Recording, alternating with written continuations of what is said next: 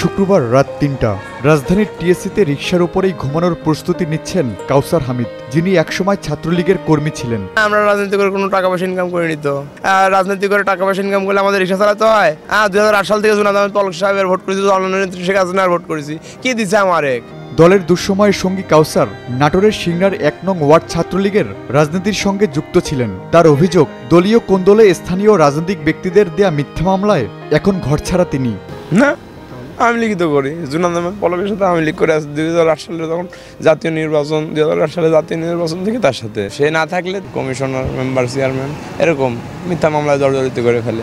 ৩৩ বছর বয়সী কাউসার রাজধানীর টিএসসি এলাকায় রিকশা চালান। প্রতিদিনের উপার্জনের বেশিরভাগ টাকা বাড়িতে পাঠান তিনি।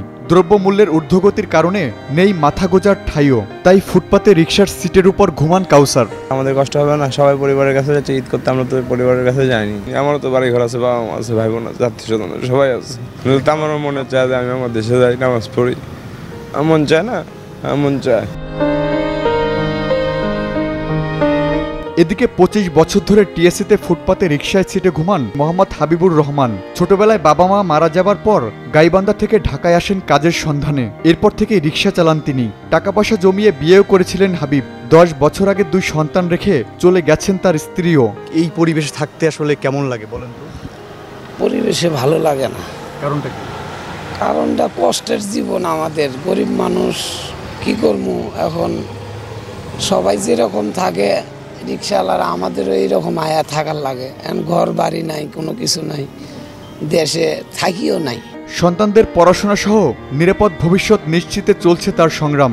সন্তানদের ধারণা তাদের বাবা থাকেন রাজার মতো, কারণ সকল আবদারি যে মুহূর্তেই পূরণ করেন বাবা।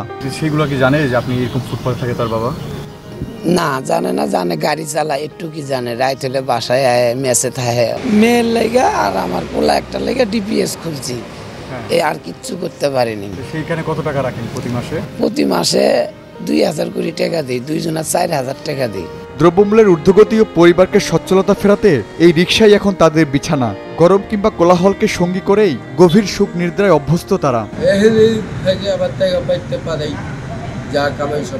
ঘুম আসে না, কিন্তু জীবন কষ্ট আমাদের। অনেক মানুষ ফুটপাতে আছে, মানে আমরা ফুটপাতে থাকি দেখি ওদের কষ্টটা বুঝি, বলে কি কষ্টটা। এছাড়াও রাতে দল বেঁধে আড্ডা দিয়েও সময় কাটান কেউ কেউ।